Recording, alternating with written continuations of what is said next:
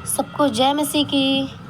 आज हम उत्पत्ति बुक 22 अध्याय के 5 वचन को मनन करेंगे। सीखेंगे परमेश्वर आज इस वचन के द्वारा हमें कौन सा ब्रेड दे रहे हैं। आइए वचन को मनन करते हैं। और उसने अपने सेवकों से कहा, गधे के पास यहीं ठहरे रहो, यह लड़का और मैं वहाँ तक जाकर और दंडवत करके फिर तुम्हारे पास लौट आएंगे। तो उसने अपने सेवकों से कहा। उसने कौन? अब्राहम ने अपने सेवकों से कहा। अब्राहम कौन? तो अब्राहम वो व्यक्ति है जिसे परमेश्वर ने आशीष और प्रतिज्ञा दी थी कि तेरे द्वारा मैं एक वंश, एक जाति बनाऊंगा जो तारों के समान इतनी होंगी जिन्हें कोई गिन नहीं सकता। तो एक दिन अब्राहम मर्म के बांज वृक्ष के बीच कड़ी धूप में तंबू के सामने बैठा था। तब यहोवा परमेश्वर ने उसे दर्शन दिया और उसने अपनी नज़रें उठाई ऊपर, तो देखा 3 पुरुष उसके सामने खड़े थे। तब अब्राहम ने उन तीनों पुरुष की सेवा टहल की। मतलब जब आपके घर में कोई मेहमान आता है तो आप भी उसकी खातिरदारी करते हैं, उसे पानी वगैरह, नाश्ता वगैरह कराते हैं, क्योंकि वो इतनी दूर से आए होते हैं, थके होते हैं। इसलिए ठीक इसी प्रकार अब्राहम ने भी उन तीनों की सेवा टहल की। फिर यहोवा परमेश्वर ने उन तीनों पुरुषों के द्वारा कहा कि जिस महीने में, जिस ऋतु के समय वो तीनों पुरुष आए थे, उसी महीने में, उसी ऋतु के समय अगले साल तुझे एक बच्चा उत्पन्न होगा। सारा से कहा।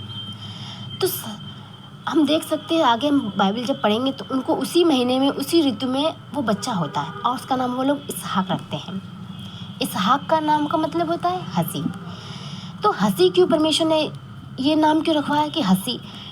तो जब यहोवा परमेश्वर सारा से कहते हैं कि तुझे बच्चा होगा, तो सारा को विश्वास नहीं था।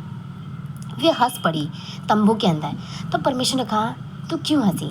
तो सारा ने कहा, नहीं तो मैं तो नहीं हंसी हूँ। तभी परमेश्वर डिसाइड करते हैं, तू मेरे बात पे विश्वास नहीं कर रही ना, चल अब इस बेटे का नाम इसहाक रख। इसहाक के द्वारा तो ज़िंदगी भर याद रखेगी कि जो काम मनुष्य से नहीं हो सकता वो परमेश्वर से हो सकता है।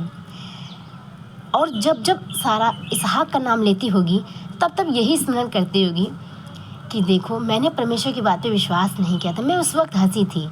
आज ये हंसी, ये जो मेरा बेटा इसहाक है मेरे साथ है, इस नाम के द्वारा वे हर दिन परमेश्वर को याद करती होगी। इसलिए परमेश्वर ने शायद इसका नाम इसहाक रखवाया कि वो स्मरण करे परमेश्वर के उपकारों को। अब हम आगे देखते हैं 22 अध्याय में परमेश्वर इसहाक को लेते हैं और कहते हैं होम बलि कर। अब अब्राहम से परमेश्वर इसहाक क्यों ले रहे थे? इसलिए जब आप किसी को गिफ्ट देते हैं तो व्यक्ति सबसे पहले जिसने गिफ्ट दिया उसको थैंक्स कहता है कि आपने मुझे गिफ्ट दिया है, और उस गिफ्ट को लेने के बाद उस गिफ्ट से वो एंजॉय, आनंद मनाता है। तो जब जब आप उस गिफ्ट को देखेंगे तो उस व्यक्ति को स्मरण करेंगे, अरे मुझे इसने गिफ्ट दिया था, वाह ये कितना अच्छा व्यक्ति है, इसने मुझे गिफ्ट दिया था। तो यही परमेश्वर भी करते हैं। अब्राहम को परमेश्वर ने ब्लेसिंग दी थी पुत्र की, इसहाक। अब वो इसहाक की गिफ्ट जो था, इतना उस गिफ्ट में खो गया, इतना इस गिफ्ट में इन्वॉल्व हो गया कि वो परमेश्वर को भूलने लग गया। कहीं ना कहीं वो गिफ्ट उसके जीवन का प्रथम हिस्सा बन गया और परमेश्वर सेकंड। हम बाइबल में 1-2 भाइयों की कहानी पढ़ सकते हैं, केन और हाबिल की। उसमें लिखा है परमेश्वर ने हाबिल और उसके गिफ्ट यानी कि उसकी भेंट को स्वीकार किया। लिखा बाइबल में पहले हाबिल को, फिर उसके गिफ्ट को। तो इसी तरह परमेश्वर भी चाहते थे कि जो मैंने उसे गिफ्ट दिया है, यानी कि मैं उसके जीवन में प्रथम रहूं, पहले मैं रहूं फिर उसका गिफ्ट रहे। तो अब्राहम ने ऐसा नहीं किया और उसके जीवन में उसका पुत्र ज़्यादा प्रिय होने लग गया। तब परमेश्वर ने डिसाइड किया कि मैं इससे इसका ये जो प्रियपन है, जो सबसे इसके जो बेटा इसका मुझसे ज़्यादा महत्व हो गया है, मैं इसको होम बलि करवा दूंगा। तो परमेश्वर अब्राहम से कहते हैं, और अब्राहम कैसे तैयार हो गया होम बलि के लिए? अब्राहम 3 दिन के बाद होम बलि करने के लिए तैयार हुआ। अब अब्राहम कैसे वो होम बलि कर पाया अपने बेटे को? अब्राहम ये जानता था, अब्राहम का विश्वास बहुत स्ट्रांग था। इस होम बलि के द्वारा हम देख सकते हैं अब्राहम कितना ज़्यादा विश्वास में स्ट्रांग था। अब्राहम जानता था अगर ये आवाज़ शैतान की होगी तो ये मेरे बेटे को कुछ भी नहीं कर पाएगा, क्योंकि बेटे की ब्लेसिंग यहोवा परमेश्वर ने दी है। वो अच्छे से जानता है जो परमेश्वर ने कहा है कि वो मेरे द्वारा मेरे वंश को बढ़ाएगा, तो मेरे बेटे को शैतान छू भी नहीं सकता, क्योंकि ब्लेसिंग परमेश्वर ने दी और जो चीज़ परमेश्वर देता है उसकी रक्षा परमेश्वर करता है। ये बात अब्राहम को अच्छी तरह पता थी। और अगर ये शैतान की तरफ से आवाज़ है तो वो उससे छू नहीं सकेगा। अगर ये आवाज़ परमेश्वर की ओर से तो परमेश्वर भी मेरे बेटे को अगर मार भी देते हैं तो भी वो ज़िंदा कर देंगे, क्योंकि परमेश्वर ने वादा जो किया है अब्राहम से कि मैं तेरे द्वारा वंश को बढ़ाऊंगा। जब बेटा ही नहीं रहेगा तो वंश कैसे बढ़ेगा? तो अब्राहम को ये विश्वास था, उसका ये विश्वास एकदम स्ट्रांग था। अगर शैतान की तरफ से आवाज़ होगी तब भी मेरा बेटा बचेगा, परमेश्वर की ओर से आवाज़ है तब भी मेरा बेटा बचेगा। ये सोच के उसने अपने बेटे को होम बलि के लिए मोरिया पहाड़ पर ले गया, क्योंकि वो जानता था जो सारा की मरी हुई गर्भ खोल के बच्चा दे सकता है वो मेरे बेटे को मरे हुए में से जीवित भी कर सकता है। ये विश्वास था अब्राहम का। तो आगे हम पढ़ते हैं तो यहाँ पर हम देखते हैं इस वचन को कि उसने अपने सेवकों से कहा, गधे के पास यहीं ठहरे रहे। कहाँ ठहरना है?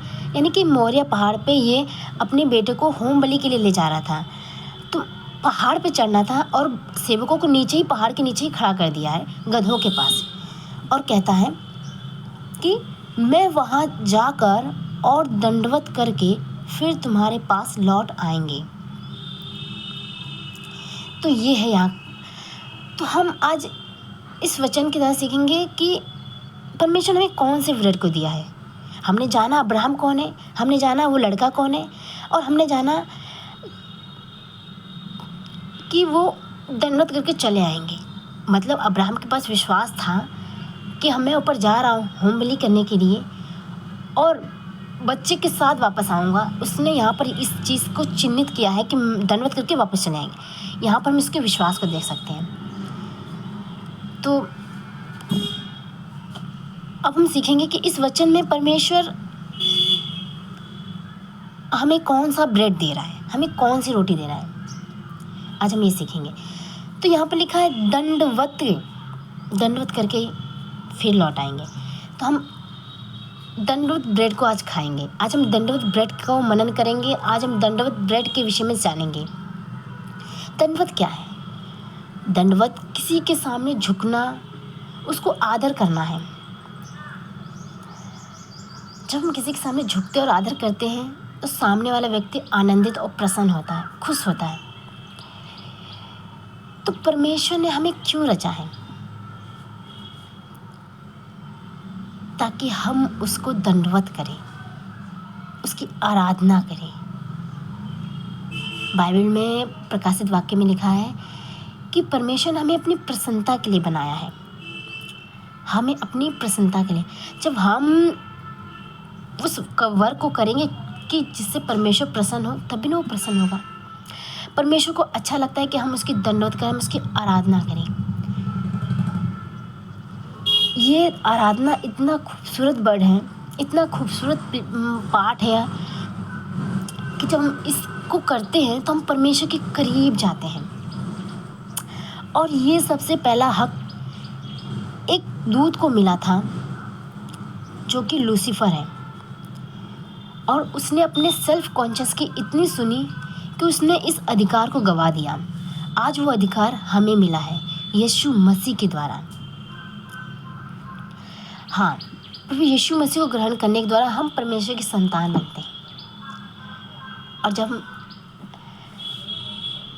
उसकी संतान हैं तो अब हमारा हक बनता है कि हमें उसकी आज्ञाओं को मानना है। जैसा कि बाइबल में लिखा है, तुम उदास हो तो प्रार्थना करो, आनंदित हो तो आराधना करो। और हम बाइबल में पढ़ सकते हैं प्रभु यीशु मसीह भी आनंदित थे अपने क्रूसीफाइड के कुछ समय पहले रात में, जब उनका क्रूस होने वाला था, यानी कि वे जब क्रूस के लिए पकड़वाए जाने वाले थे, तो हमने देखा है बाइबल में कि वो आनंदित थे और उन्होंने आनंद में वो स्तुति कर रहे थे परमेश्वर की। कैसे? वो इस बात से आनंदित थे कि मैं परमेश्वर की आज्ञाओं को फॉलो किया, मैंने परमेश्वर के उस जिस कार्य के लिए मुझे मेरे पिता ने भेजा, मैं उस कार्य को कर रहा हूँ, मैं करने जा रहा हूँ, कंप्लीट होने जा रहा है। इस विषय में वो आनंदित थे कि मेरा वो मकसद पूरा होने वाला है। आज परमेश्वर ने भी हमें चुना है ताकि हम उसकी आराधना और दंडवत करें। हम पूरे संसार को देख सकते हैं, आज सब कोई अपनी अपनी रीति के अनुसार सबको दंडवत करता है। तो कहीं ना कहीं मसीह जीवन में और सभी के जीवन में आधा भाग एक आराधना ले लेती है, चाहे वो शैतान के लिए झुकते हैं आराधना करने के लिए, चाहे वो जीवते परमेश्वर के लिए। और जो जिसके लिए झुकता है, इसका मतलब वो उस विषय में उसके लिए आनंदित और प्रसन्न है। चाहे वो अभिलाषा में अभिलाषा के नीचे झुक रहा है, चाहे वो परमेश्वर की आज्ञा को फॉलो करने के लिए झुक रहा है, आदर वो किसी न किसी रूप में किसी को देता ही रहता है। तो बस मेरा ये कहने का मतलब है, इस वचन के द्वारा मैं ये बताना चाहती हूँ कि हमें अपनी आराधना, वो हक जो हक लूसीफर का था, ये हक अब हमें मिला है, उसको हमें इंजॉय करना है। हमें अपने आराधना को परमेश्वर से अटैच रखना है। आराधना एक ऐसी चीज़ है जो हम करते हैं तो हम परमेश्वर के करीब जाते हैं। बाइबल में लिखा है मत्ती 11 के 28 में, सब परिश्रम करने वाले बोझ से दबे हुए लोग मेरे पास आओ, मैं तुम्हें विश्राम दूंगा। हम परमेश्वर के पास कैसे आएंगे? अब परमेश्वर सामने तो हमारे आगे खड़ा तो होगा नहीं कि जो हम इसके पास आ जाए। ठीक, आराधना एक ऐसी चीज़ है जिसमें अपने दिल को खोल के अपने टूटेपन को परमेश्वर के सामने उंडेलते हैं। जिस तरह हन्ना ने सैमुएल को पाया, कैसे उसने अपने टूटेपन को उंडेला परमेश्वर के सामने, वे अपने दुख के भंडार को खोली और परमेश्वर ने उसके दुख की सुधि ली। आज हम अपनी इस आराधना के महत्व को समझें। आराधना हमें अपने जीवन में ऐड करना है। आज संसार इतना बोझ से हमें दबा रहा है कि हम अपनी आराधना को भूल रहे हैं। परमेश्वर ने हमें अपनी आराधना के लिए चुना है, अपनी आराधना के लिए बनाया है। हम संसार में होते हैं तो हम कुछ नहीं कर पाते, इसलिए परमेश्वर ने हमें चुना, अलग किया, ताकि हम उस कार्य को कर सके जिस लिए परमेश्वर ने हमें रचा है। मेरे प्यारे भाई बहनों, आज हमें समझनी आराधना क्या है। जब आराधना हम करते हैं अपने हृदय को खोल के, तो हम परमेश्वर करीब जाते हैं, तभी हम अपनी चिंता और बोझों को उसको दे पाएंगे। जब आराधना ही नहीं जानेंगे तो हम कैसे उसके पास आएंगे, कैसे हम उसे दंडवत करेंगे, कैसे हम उसकी आज्ञाओं को फॉलो करेंगे। आराधना हम 24 घंटे भी कर सकते हैं। अब आप कहोगे आराधना के लिए हमें समय निकालना, समय नहीं निकालना। हाँ, एक पर्सनल समय भी होता है आराधना का, लेकिन आराधना एक ऐसी चीज़ हम 24 घंटे कर सकते हैं और 24 घंटे हम उसके साथ जुड़े रह सकते हैं, और तभी हम अपने बोझों को उसको दे पाएंगे।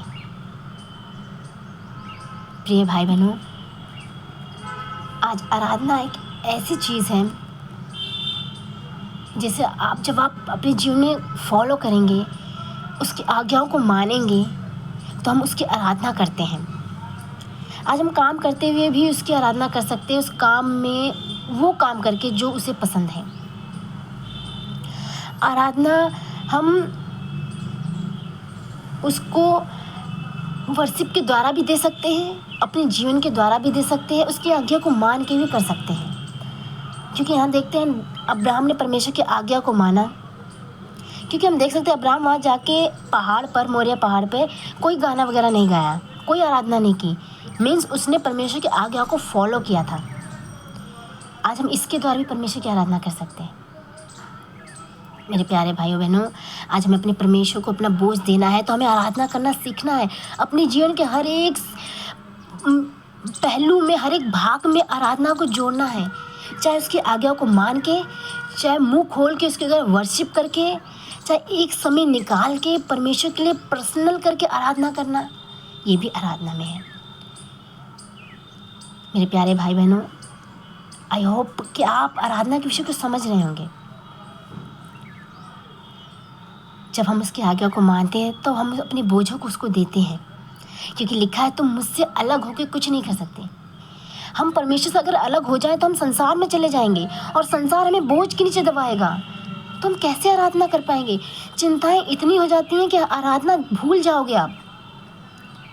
इसलिए प्रभु कहता है अपना बोझ मुझे दो, ताकि हम उसको प्रेम को, उसकी आराधना को जान सकें। आमीन। आई होप कि आपने आराधना के विषय को समझा होगा, दंडवत के विषय को समझा होगा। सबको जय मसीह की। God bless you. हमें अपने जीवन के हर एक भाग में आराधना को जोड़ना है। आज से, अभी से आराधना को अपने जीवन का हिस्सा बनाएं और देखिए कैसे आप अपने बोझों को उसको दे पाएंगे। प्रभु आप सबको ब्लेस करें। आई होप आपने इस ब्रेड के द्वारा, आराधना के इस ब्रेड के द्वारा आप आशीषित हुए होंगे। सबको जय मसीह की।